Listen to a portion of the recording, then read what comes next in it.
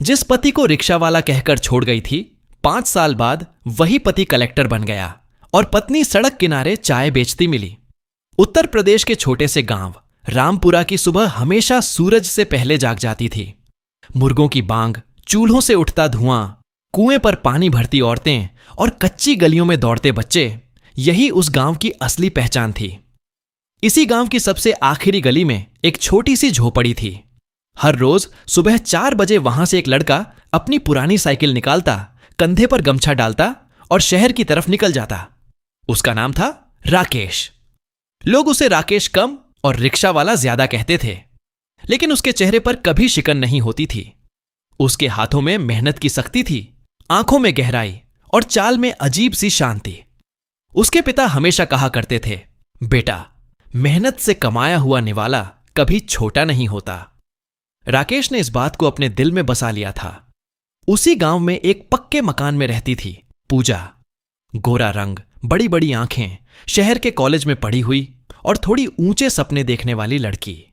उसके पिता किसान थे, लेकिन उन्होंने अपनी बेटी को खूब पढ़ाया था। पूजा हमेशा सोचती थी कि उसकी शादी किसी बड़े अफसर या शहर में रहने वाले आदमी से होगी, लेकिन किस्मत को कुछ और मंजूर था। गांव वालों की सलाह और परिवार की इच्छा से पूजा की शादी राकेश से तय हो गई। गांव में बातें होने लगीं। कोई कहता लड़का मेहनती है, तो कोई ताना मारता, इतनी पढ़ी लिखी लड़की और शादी रिक्शा वाले से। पूजा के दिल में भी हल्की सी चुभन थी, लेकिन पिता के सामने वह कुछ बोल नहीं पाई। शादी सादगी से हो गई।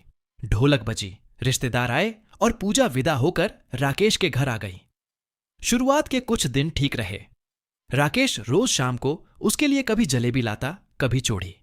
वह चाहता था कि उसकी पत्नी को कोई कमी महसूस ना हो, लेकिन पूजा के मन में धीरे धीरे एक तुलना पैदा होने लगी।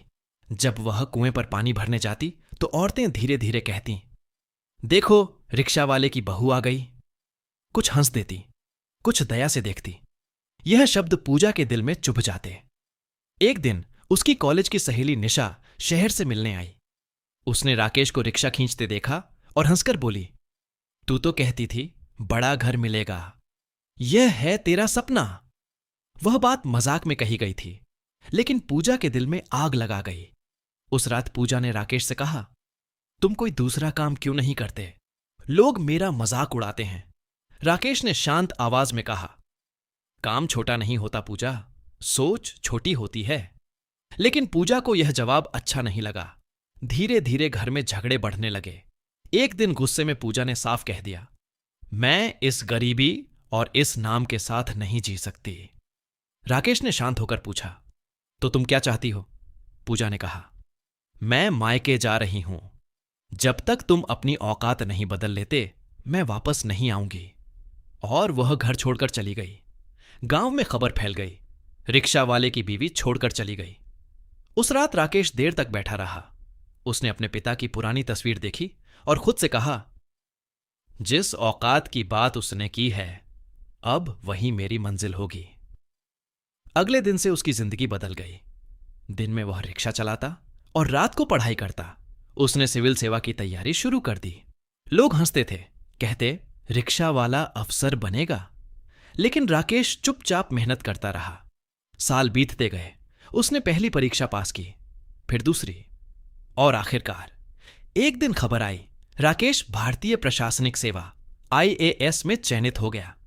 पूरा गांव हैरान रह गया। जो लोग कभी हंसते थे, वही अब मिठाई बांट रहे थे।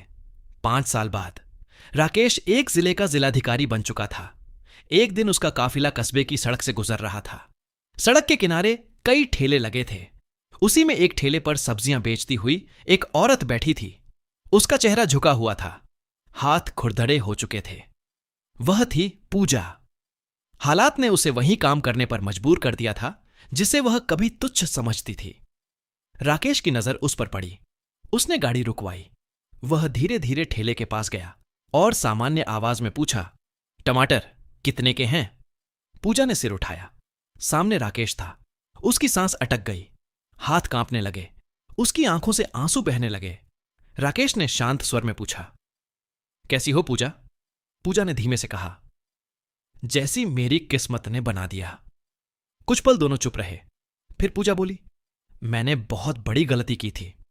राकेश ने सिर्फ इतना कहा, गलती इंसान से होती है, लेकिन उससे सीखना भी इंसान को ही होता है। उसने पूजा के बीमार पिता के इलाज की व्यवस्था कर दी और जाते जाते बस इतना कहा, जीवन ने मुझे सिखाया है, इंसान की